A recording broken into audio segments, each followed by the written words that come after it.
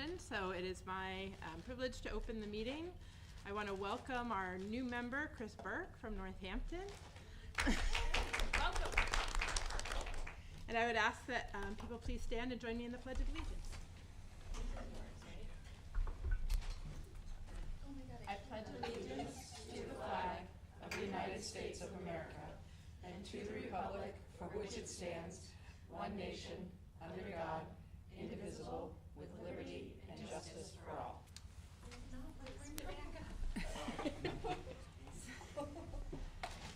Oh, you could slide your tables forward. That was, did you see me crawl out of my seat? I was worried.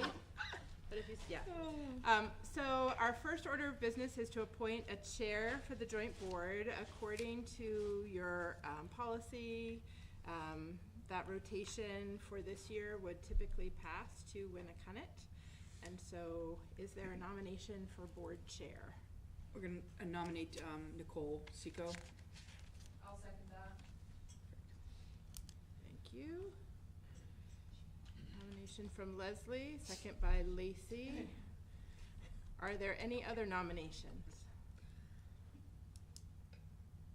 Seeing none.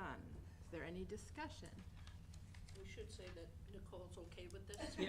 I was going to say, I did this in our last meeting to her too. Yeah. She'll never miss another meeting. Yeah. All right. All those in favor of the motion for Nicole to serve as chair? Great. Any opposed? Any abstentions? Okay. So, she's not here. So typically, the chair would take over running the meeting, but in the absence of a chair or vice chair, the board can choose a chair pro tem, so someone to sort of fill in that role for this meeting today unless a chair or vice chair I'll arrives. nominate Leslie to do that today. I'll second. Thanks, Lace. Thanks, Desiree. Any other nominations for a chair pro tem for tonight? Seeing just none. tonight, so I'm good. Is there any? That's the discussion. Yep. It's That was just a discussion. temporary. All those in favor of Leslie serving as the chair pro tem for this meeting? Okay. Any opposed? Any abstentions?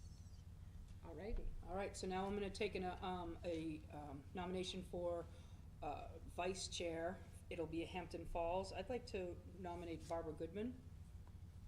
Again, they're not here, but I'm pretty sure she said yes. I'm pretty sure. If not, she'll tell us next time. Well, I'll But second since, that. yeah, okay. Any discussion? All those in favor? All right. Perfect. Thank you. All right, we'll open public comment right now at 6:12. And can we start with the minutes, and we'll come back to the training? We're waiting Absolutely. for our New Hampton Falls members to arrive. Sure. Oh, absolutely, yeah.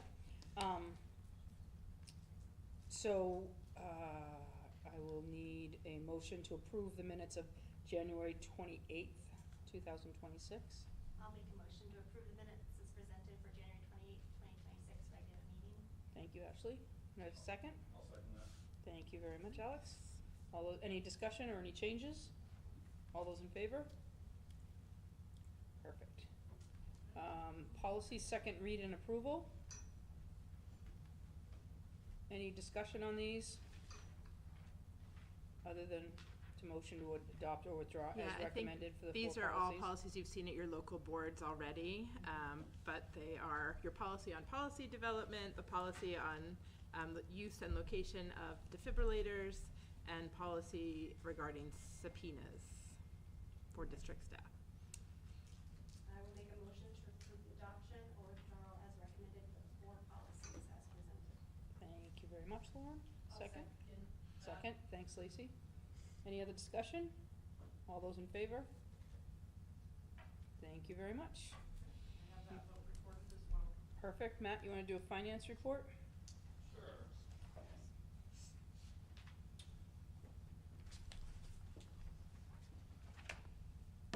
I like it. Yep. Evening. So I have attached the FY26 expenditure and revenue reports to board docs for your review. However, overall, we are remaining on track with the budget for this FY26 year. On the expenditure side, we're currently seeing an available balance of approximately $161,000. However, I do want to make note that a significant portion of that balance reflects savings from our shared ESOL teacher position. We had reduced that position from 100% to 30% based on student need. So those savings are also offset on the revenue side. So since those ESOL, English as a second language, since those services are billed directly to the districts, that $100,000 is offsetting the expenditure side. So I know we've discussed this a lot during the budget process. I also understand it's a little confusing from a dollar cents perspective. However, bottom line is that $160,000 is really $60,000. Additionally, as you know, we did intentionally under budget the SAU budget by $100,000. So we were expecting to utilize the unreserved fund balance. So that is reflected as well. So accordingly, we are on track to hit our year-end projections, both on the expenditure and revenue side. It's just when you look at those reports, it gives a rosier picture than the actual. So when you see $160,000 on the expenditure side, it's really closer to a negative 60, but we were expecting a negative 100. So we're right in line. We have that unreserved fund balance for a reason. It's meant to fund these type of whether it's capital projects or reducing the assessment by community. I also want to take a moment to acknowledge and really thank our 5-member communities. They really showed tremendous support during this year's elections. Across most of our communities, voters responded extremely positively with by passing fiscally responsible budgets that I really think were connected to our school's vision, our goals, and student needs. So those results really reflect that importance of aligning our school goals along with our school administration's vision, the school board, and the community for that shared vision. So when we have that common understanding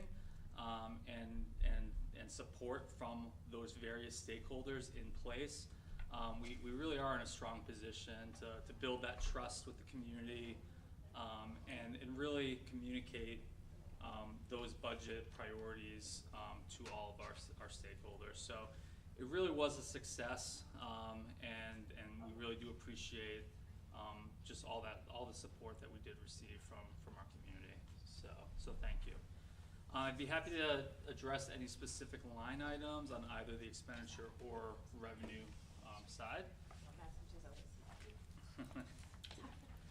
Otherwise, I will give up my seat. Thanks, Matt. I'm going to jump up to future meetings.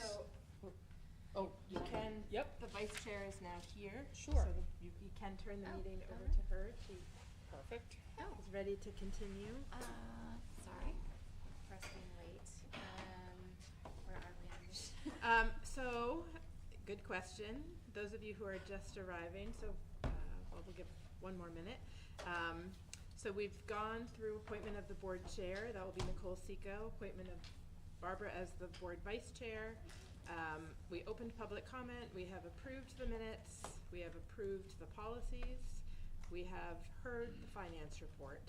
Okay. And so I think the next place we wanted to go was to the New Hampshire School Board Association training. I apologize for us being late.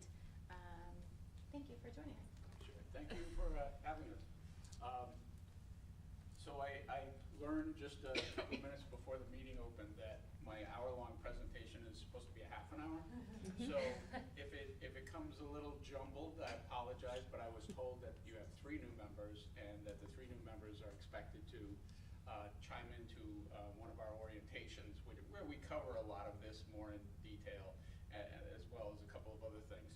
So I may jump around a little bit, try to pick out the high points, and we'll see what we can do in a half an hour. I'm gonna set my watch here. Yeah, I think the focus from the Operations Committee was to make sure that there was time for board members to ask some questions and to be able to focus it around your questions since so many of you are returning members. Which makes perfect sense. Okay, so let's get started. Well, first for the new members, NHSBA is a nonprofit association. We are not part of the state. Our members are dues-paying school board members, school boards who are members, not school board members. Of the 180 or so, it fluctuates a little bit, school districts in the state, about 168 are our members, and some of the ones who aren't members are, they operate no schools, but they're part of a multi-district SAU, and most of the other districts in the SAU are members. And we just let them piggyback on the bigger operators. So we start this core training is basically the outlining of the differences in responsibilities between administration and school boards, and what the role of the school board is, and maybe the functions of individual members. So we'll try to race through that and then open it for questions. We start off with 3 core principles. The first is found in the statute RSA 189(1)A. And for new members, just in case you didn't know, RSA stands for Revised Statutes Annotated. Those are the laws that are passed by the legislature and signed into law by the governor.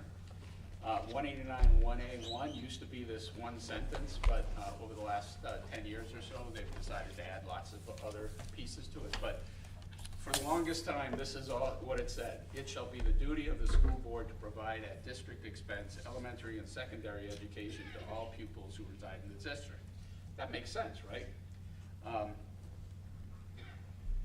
Fulfilling that duty is actually your sole function. That's the only reason you exist, is to provide that education.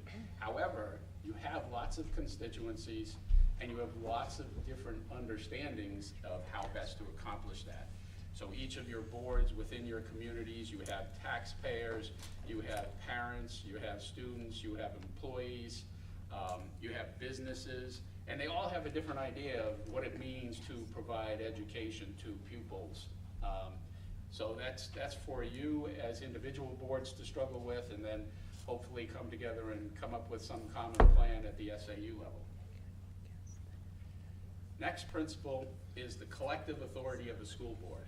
So when you are elected to the school board, you're only elected to be a board member, which basically means you're elected to come to board meetings. You get to sit on the side of the table that once public comment is over, you're the ones who are discussing what the business of the board is and the actions and the decisions that are going to be made, and then you get to vote on those things. But when the board meeting ends, your function literally comes to almost a stop. You might be ears to people who are going to contact you, and they will contact you, and they do contact you. But really at that point, you're just a conduit of information. You have no ability to solve a problem on your own. Really the authority of the board, the power of the board comes in that board meeting. So it acts as a collective body acting upon the will of a majority of its members, or maybe better put, a majority of the quorum who shows up at the meeting. You might have missing people, and that may shift what the majority is, but that's the basic principle. The board can delegate limited authority 2 individual members. The most common example is the chair. So in electing a chair, you're delegating first the ability to preside over the meeting, make rulings, decide, when to take up items on the agenda, move things, even to set the agenda.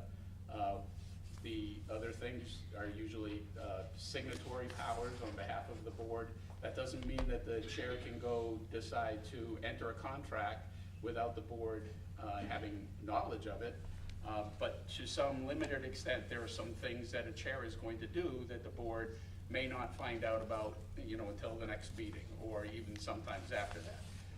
The agenda setting thing creates a responsibility of the chair to be in dialogue with the superintendent. So I haven't looked at your various agenda policies, but most agenda policies have the superintendent responsible for producing the agenda in consultation with the chair.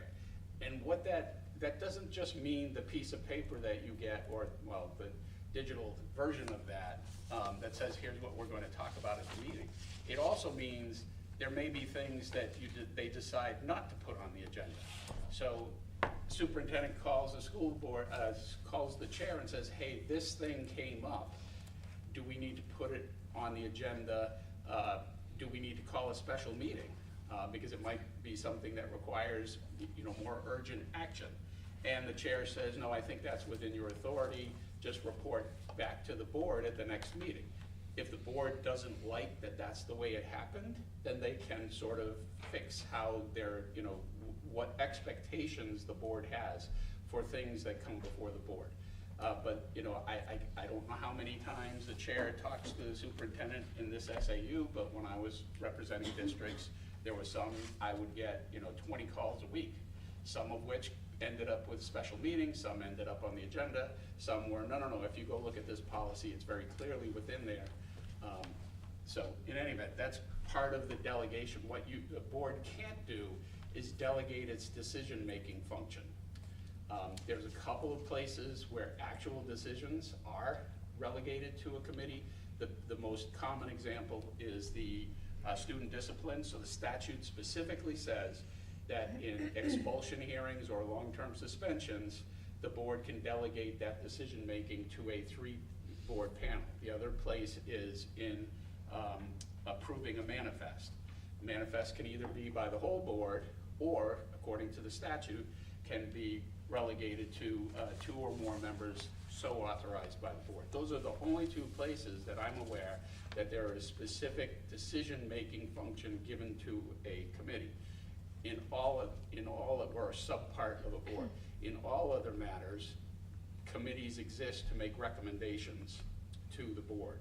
So they may make decisions within the committee about what to put in the recommendation, but ultimately the thing to be decided on, especially anything that involves fiscal matters, those things have to go to the full board. Okay, next one, governance, not management.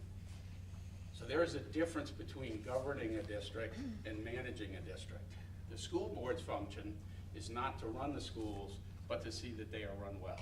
You set the policies, you describe the visions and goals of the district, and then you help fulfill those things through oversight of the administration.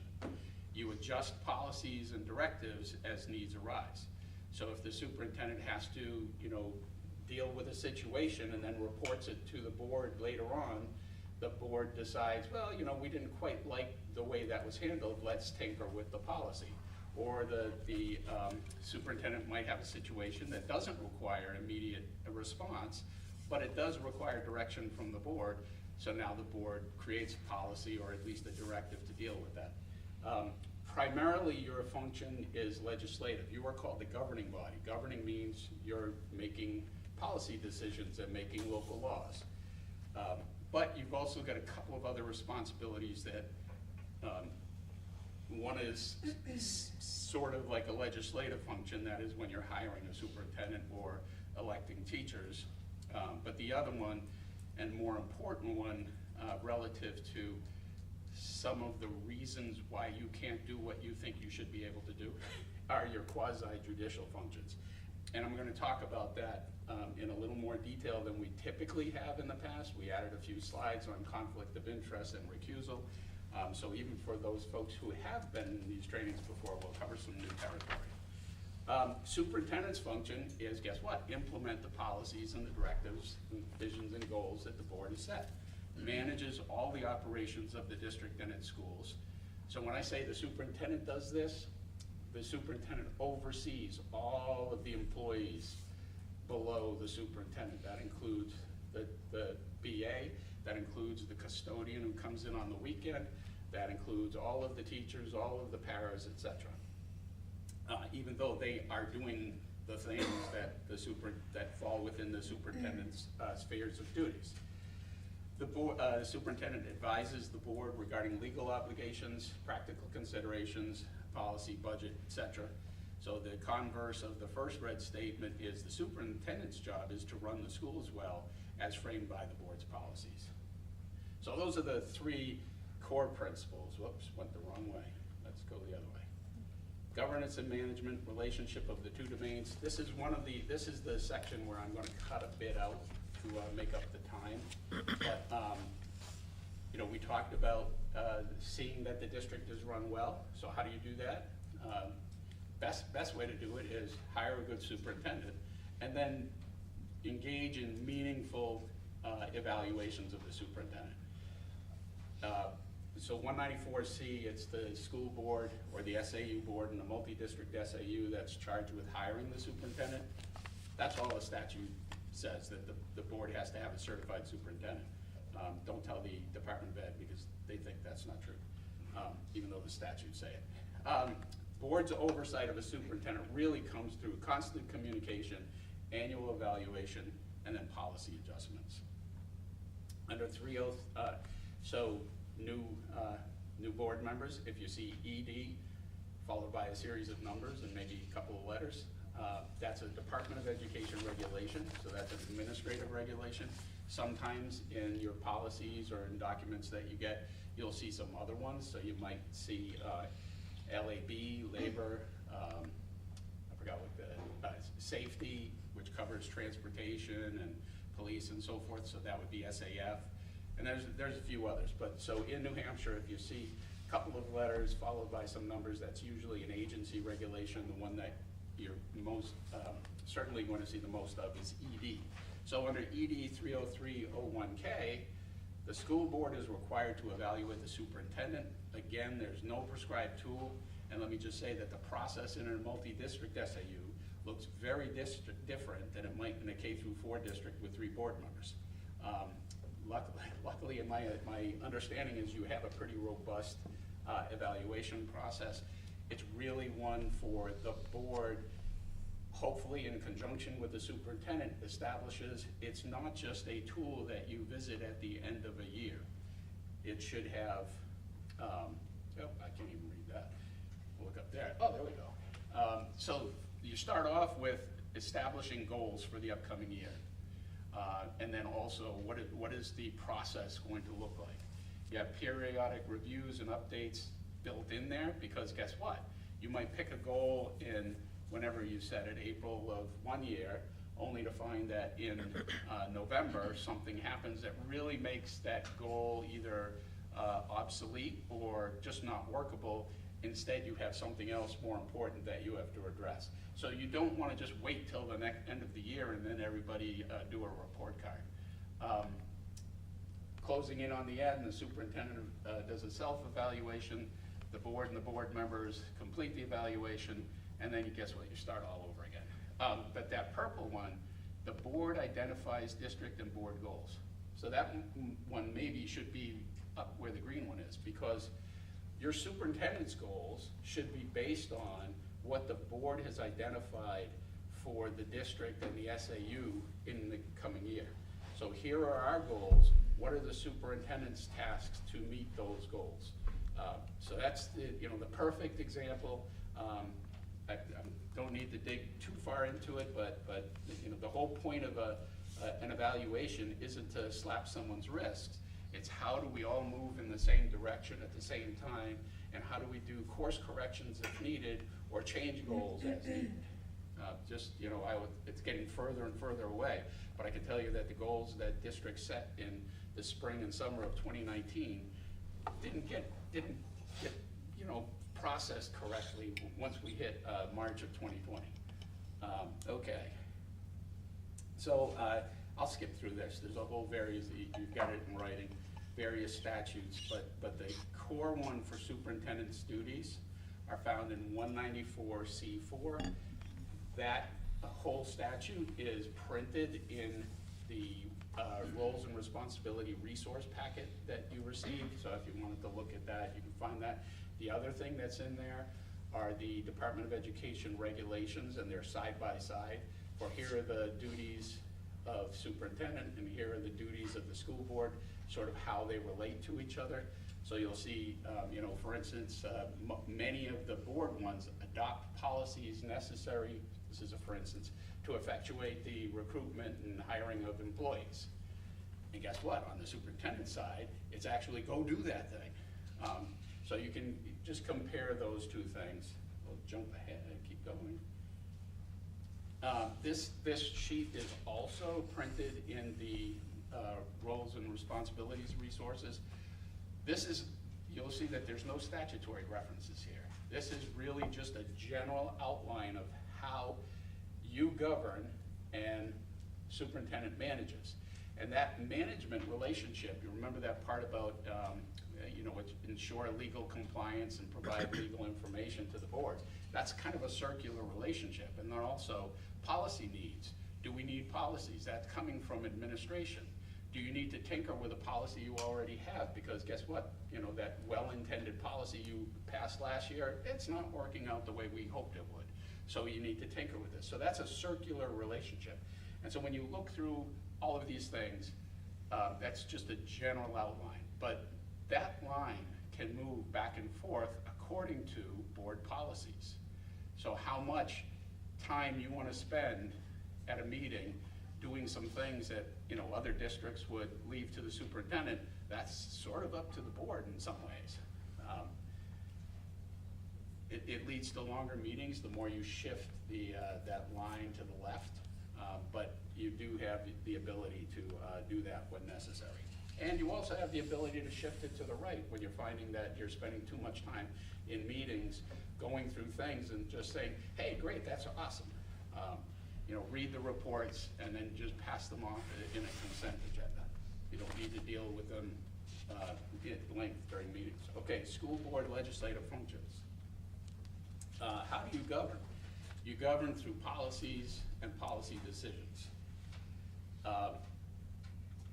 I'm not going to read those. These are the, you know, why do you have policies? Probably the most important one, especially in a multi-district SAU and in districts that have more than one school, would be the red one. Enable institutional continuity by establishing consistent framework within which the superintendent manages the district and the staff discharge their assigned duties. That's some more important in you know, multi-school districts and in multi-district SAUs, because having different application or different treatment of people in one building than you do in another can lead to all sorts of wonderful problems and hopefully not lawsuits.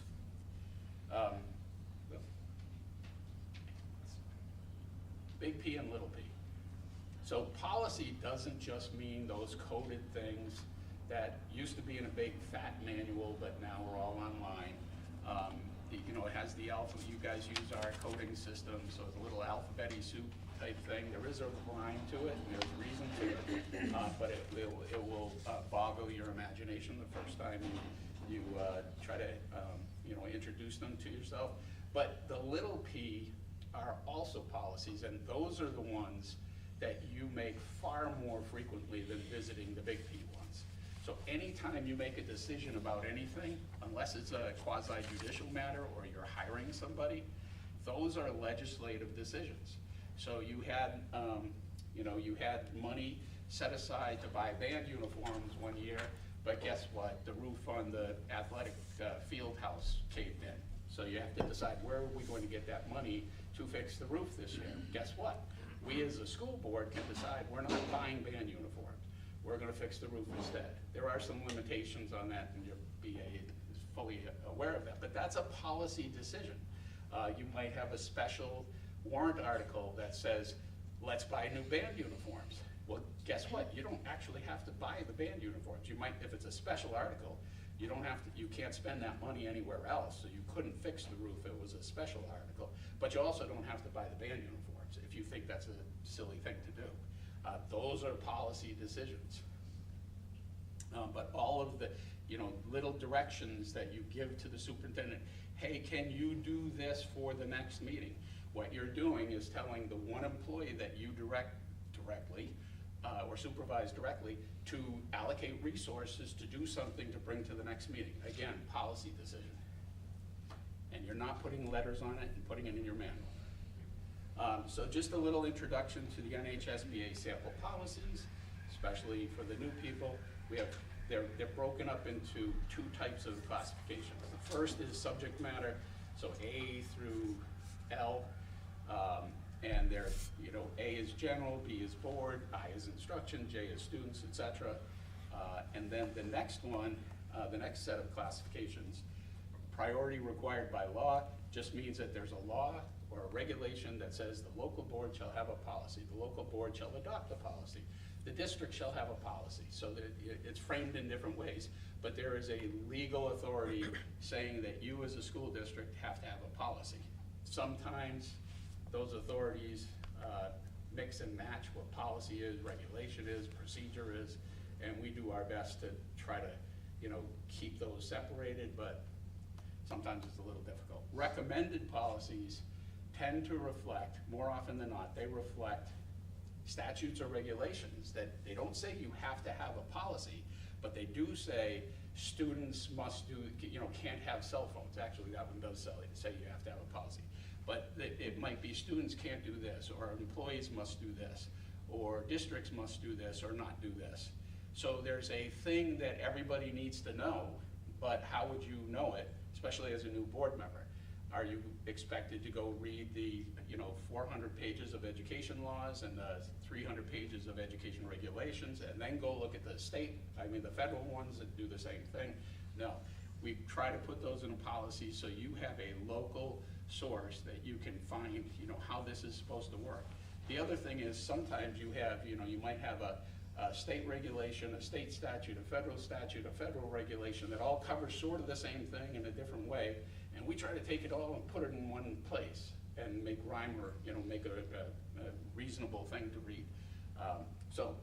Optional, those tend to just be, people call us up, do you have a policy on drones? No, we don't. Well, now we do. We get a couple of requests. Do you have a policy on generative AI? No, we don't. Now we do. So there's just things people have asked us about, and if we get enough requests, we'll try to put one together. One thing to always keep in mind, that our sample policies are just that. They used to call them model policies, and while I like to think that I write really good policies, they're not model policies, because you as boards are the ones who get to decide what your policy ultimately looks like. So what I'm offering and what we are offering are samples for you to start with. Sometimes they're really good and you just change the name or something like that. But just remember that those are your things to modify. If you're going to modify recommended policies or required policies, you do need to be careful that those are reflective of legal requirements. So either you give me a call, hey, do we really need to do this? Or call your private counsel, or if you really want to, just read all the legal authorities that are cited at the end of the sample.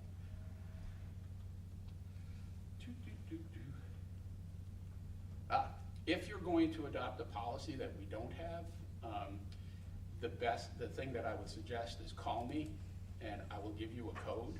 And that way, if the legislature gets around to creating, requiring you to do a policy, everybody will have a policy code already, and you won't end up with duplicative and conflicting policies and so forth. That's more for your policy committee than anything else. Okay, so this is where I'm not going to cover these things. Budget is a fiscal expression of policy. Just be aware that you do, once you have a budget passed by your voters, that doesn't mean that the board just, idly, steps away and doesn't pay attention to it. You do have the obligation to pay attention, and if the information doesn't seem like it's enough, then to ask for the information. Keep in mind that individual board members can't direct anybody to do anything. There's usually a level of courtesy between a superintendent and individual board members. Hey, can I get this? And usually, I don't know how it works here, but as long as they're reasonably articulated and you don't send 35 of them in a week, usually you can get that information. But as an individual, you're no different than a member of the public. So a member of the public can't come in and tell the BA, here's how I want you to spend your day getting information for me, unless they file a right to know law request, in which case now you get different responsibilities. The board, however, as if a majority of the board really wants information, they can vote and direct administration to do something. Sorry, okay, that was half an hour. What? That's great, you're winning. Keep going a little bit, or, so the one thing that I didn't cover, A little bit more. I do think I need to cover this one thing for new people. That's your call. Yeah. Okay, I'll try to keep this really quick. I'm skipping through all these little pieces, but I do want to get to, okay, board and board member functions relative to staff members. You will get, and you may have already gotten, complaints about staff members or about students. And these, so I'm on slide 17. Go on. There we go. So there's two things. Number one, you don't have the power to solve anything. You don't have the power to direct individual employees. You don't have the power to investigate things. And in fact, if you investigate things, number one, it's not within your realm of authority. And number two, you actually may preclude yourself from carrying out one of your assigned functions. One of your assigned functions is to sit as a hearing body over things that come to the board level. And if you have involved yourself in finding information too much, guess what? You're going to be recusing yourself. That is a function that you have, have under various statutes and regulations. And if you involve yourself in things too much, you will find yourself having to step away from that important responsibility. When you get those calls, when you get those emails, there are two things you can do to help that person. First is give them the roadmap for that problem, which means you need to be somewhat familiar with a few important policies. Probably the best one, and I don't know what your AC looks like, and I don't know if you've updated it. A lot of districts use various sources for these, but our AC is it includes, here's where you want to start. And if you have a complaint about just plain old bullying, then you want to go to this other policy. If you have a complaint about sexual harassment, then you got to go to this policy. So it's AC. If you got that roadmap in there, that's the only one you need to know. But if you don't have that one, then you probably want to know these other ones. If it's a complaint about access to a building for a wheelchair, then you got to go to ACA. If you've got a complaint about staff or a complaint from staff, you want to go to this policy. If you've just got general complaints about people and you just want to keep one in mind, you want to go to KEB.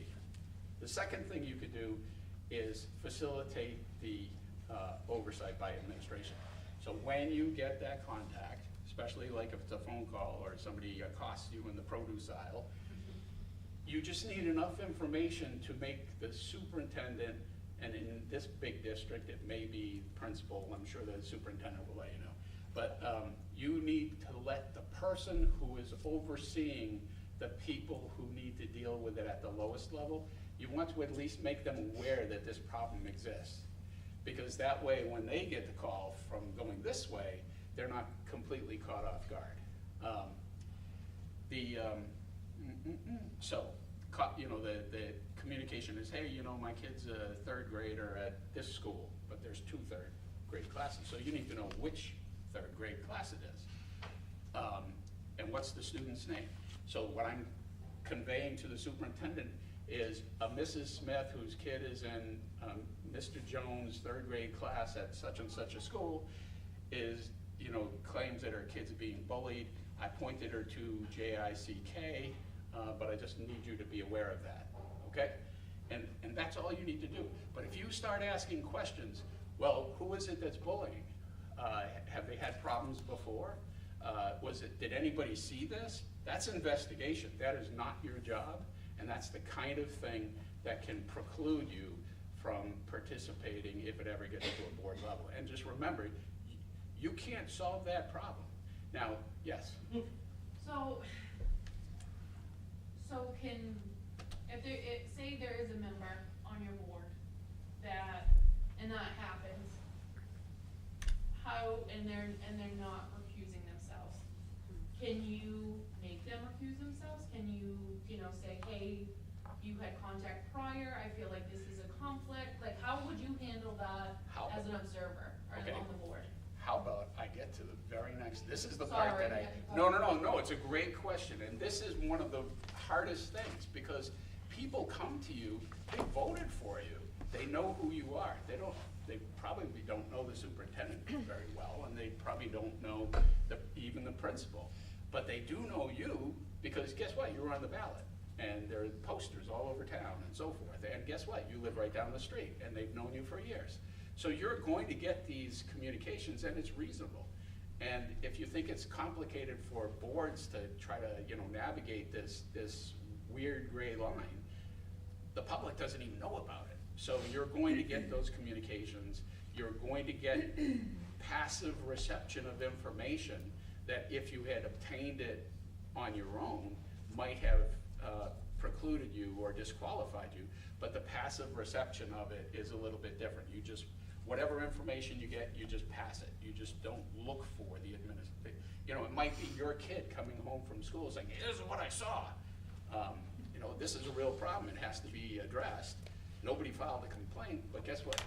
Probably somebody in the building needs to know about it. Okay. So we'll go on to. Thank you. You're welcome. I'm not going to go into detail on this one. It's sort of, just know that there are various things that when they go wrong, if they, people go through the resolution process, typically it's, talk to the teacher or whomever the issue is with. If that doesn't work, you go to the building supervisor, principal, or the athletic director if it's coach or something. That doesn't work, you go to the superintendent. If that doesn't work, you go to the school board. And this just deals with some of those types of decisions. I'm going to skip this part because it's sort of embedded in the conversation. At various times, you may be required to sit as a hearing body over the complaint, whether it has to do with a student, with a parent, with a member of the public in very limited circumstances, or an employee. And when you do that, that's where you have to basically provide due process, which means being number one, not having a conflict, number two, being free from bias and prejudice. So the more information you actively gain, the more you're becoming biased or prejudiced, and you're depriving the person whose interests are at stake from due process, because they're not hearing that information. Only you're hearing that information. That doesn't mean that it's not a jury standard where you're supposed to be completely oblivious to everything. Obviously, you're board members, you're aware of what's going on in your community. You stepped up and took this important job. So it's just the question of passive reception and active reception. Just think of it that way. Okay, so conflicts of interest and abstention versus recusal. So corollary to the right bestowed upon a board to deliberate and vote on district matters is the duty. Board members are disqualified to participate in any matter in which an impermissible conflict of interest exists. Recusal is due to a conflict of interest disqualification and removes the board member from both the deliberation and vote upon a matter, and must occur when a real conflict of interest exists. Abstention or abstain is just refraining from voting. So you know, you might be, well, let's just go through this. So the most common use of abstention in New Hampshire is when a board member misses an earlier meeting or has not fully reviewed agenda materials or reports. One thing a board member could do is ask for deferral of the vote, but sometimes that's not practical because the thing needs to be acted upon. So that board member who either missed the meeting or didn't do the homework may comfortably abstain from voting. But remember that the voters elected you to make decisions. So back in, you know, during COVID, there were a lot of difficult decisions to make, and board members were abstaining left and right. Well, if the board members are abstaining, who's making the decision? You're leaving it on the 3 people who had the courage to stand up and do something, whether it was one thing or the other. So that's a duty you have. So abstain only in those circumstances where you really don't feel prepared to make that decision. Closed cases, so closed cases, perceived and real or impermissible conflicts. So perceived conflicts can be just as bad as real conflicts in the public's eye. So you have to be careful with them. You might have a what might look like a conflict of interest, but under New Hampshire law, it's not really one. But because participating in that action might undermine the credibility of the board, you know, you might step away from that and just not participate. That's, I'm going to get to your question in a bit. So in closed cases, public confidence in board decisions is easily undermined. Recusal might also be appropriate of instances of objectively or widely perceived conflicts. If the perception is more tenuous, so let's say you know, you're having a general discussion about staffing levels and your spouse is an employee in the district. You might participate in that conversation, but not participate in the vote. Because you don't necessarily have if you're just talking generally about staffing levels. However, let's say your spouse is the music teacher and there's only 2 music teachers, and you're talking about cutting a music teacher, yeah, you might have a conflict there, and you might step away from that conversation. So it's not a bright line test. Those are legislative discussions. Let's talk about, okay, what are the standards that make them? It gets a little more even grayer here. Different standards. So there's different standards when the boards are acting in a legislative capacity versus a quasi-judicial capacity.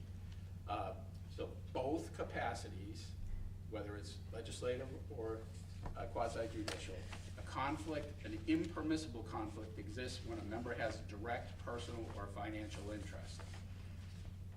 That's not the easiest thing to identify. So the Supreme Court cases that have articulated this, they just keep adding words to it, but it really doesn't make it any easier. But a direct interest is one that is immediate, definite, and capable of demonstration, not remote, uncertain, contingent, or speculative, distinct from the public at large. Okay, well, that's not particularly helpful. But let's think about this very common occurrence in New Hampshire, and actually nationwide. Spouse works in the district. Okay, so there are definitely going to be times when even legislatively, you have a direct conflict because you know, negotiating the collective bargaining agreement that gives your spouse a wage increase seems like that's a because that's directly impacting your household finances. What about adult child who teaches in the school? Probably not, because your child's income is not impacting your household income.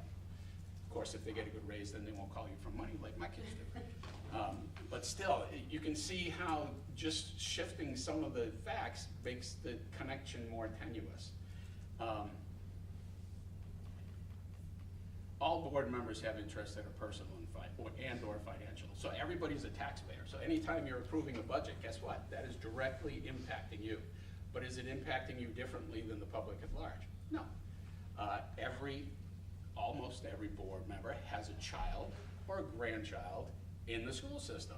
Well, guess what? Every decision you make is going to impact how that child's education.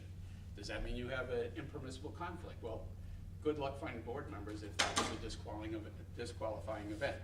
So, but what if it is talking about the music teacher again? So it's not your spouse, it's your kid who's been having problems with one of those teachers for years and years. Hey, I think we should just cut the band teacher. So that becomes maybe something that's more direct, but it still probably doesn't rise to the level of a legislative conflict. What if your platform was get rid of music and the arts? That's my platform. Everybody knows it. I got elected. Does that mean I can't vote on it because everybody knows what your feelings are on the subject? Of course not. That's the political process, that you got elected because you said that. Let's see. Yep. So going on. So everybody directly, indirectly pays taxes. So relationship is not a per se conflict. Household benefit probably is. So really hone in on those issues. There is an additional standard that applies to quasi-judicial, and I referenced it a little bit before, bias and prejudice. Quasi-judicial can impartiality be reasonably be questioned. So if your impartiality can be questioned, probably that's pushing you down the right road. You're supposed to be free from prejudgment, meaning already made up your mind, and you need to be free from bias or prejudice.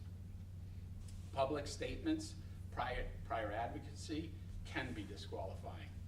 So that's different than legislative. That's a huge difference. So legislatively, I can run to get rid of the music teacher, but once it comes down to actually sitting on a quasi-judicial panel about that music teacher, I'm off, because I've already publicly made it known that I want to be rid of that music teacher. Just some differences. Whoops. Sorry, quick question. So, Yes. Lacey's question. So, if I- a board member feels like another board member needs to be recused, it's like that's. Okay, so here's, and it's actually on this slide. Okay, right here. So legislative bias, prejudice, not disqualifying improper participation might nullify a vote only if it's the deciding vote. So let's say you have 5 board members and the vote is 5-0, and one of you should not have participated. No problem. So it's a 4-0, and that's, the courts have said that. If it's a legislative decision, no problem.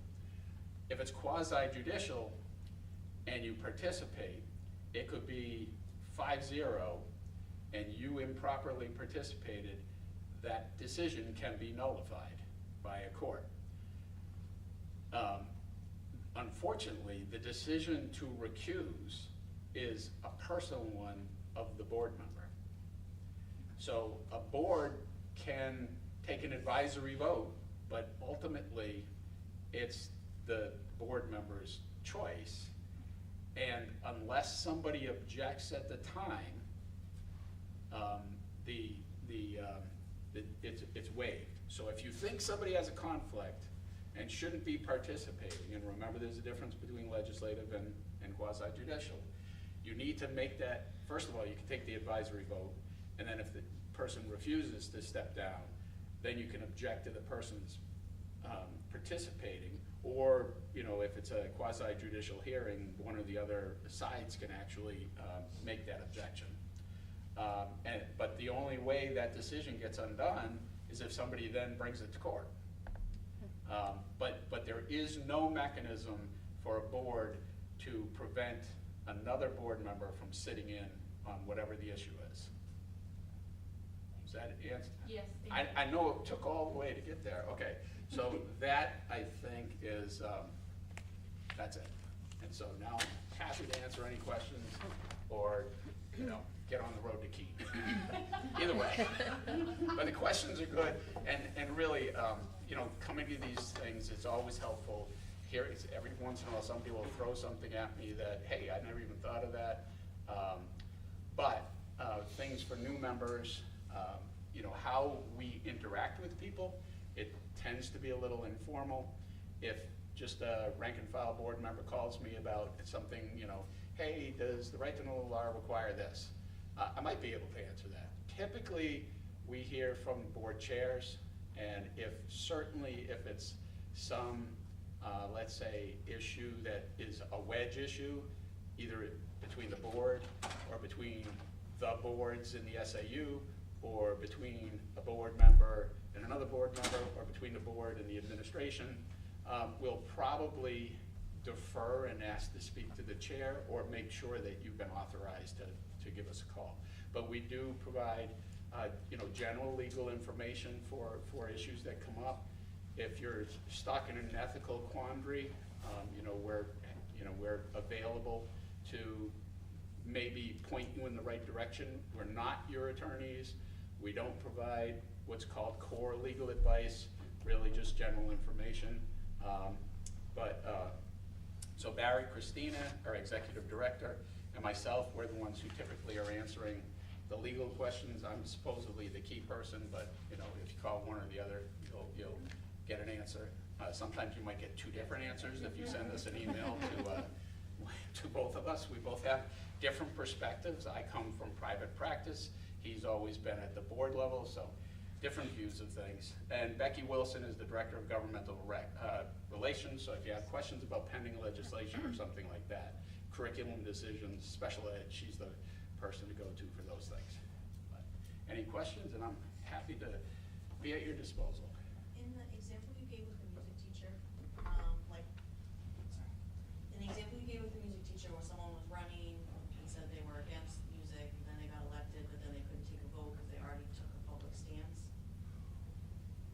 Well, they could, If if it was positional.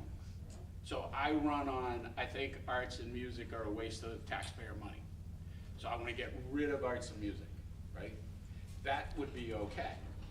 But if instead I have taken a position against that music teacher over there, and that music teacher is now up for a non-renewal hearing or a dismissal hearing, that I couldn't sit in on. So the line, you know, it's a fact-specific thing, and that is one of the questions that you know, if you end up in that kind of a position and you call me, I might be able to walk through it. You know, sometimes the questions I get are, I really feel, you know, I feel strongly that I should support the decisions of the board. However, they made this one decision that I just can't sleep at night. Can I speak at the, you know, annual meeting? Yeah, sure. You know, so those kinds of questions I can do. But what I can't do is, you know, give you legal advice how you need to deal with some problem with your particular staff member or something. Anything else? Thank you. Okay, thank you. Thank you. And yeah, we do want to point out thank you for, you know, being members of NHSBA. It allows us to come out and do these trainings. I don't know if you knew this, but you don't get charged for these. And if you, as a board, are having problems with efficient meetings or the right to know law, you know, we'll come out and do this again anytime you ask. But again, thank you. This is actually the most fun part of the job, is coming out and actually meeting the people that we provide services to. I'm cooped up in front of my computer writing policies all day, so this is always a bonus for me. Thank you, and have a good meeting. Thank you. Thank you.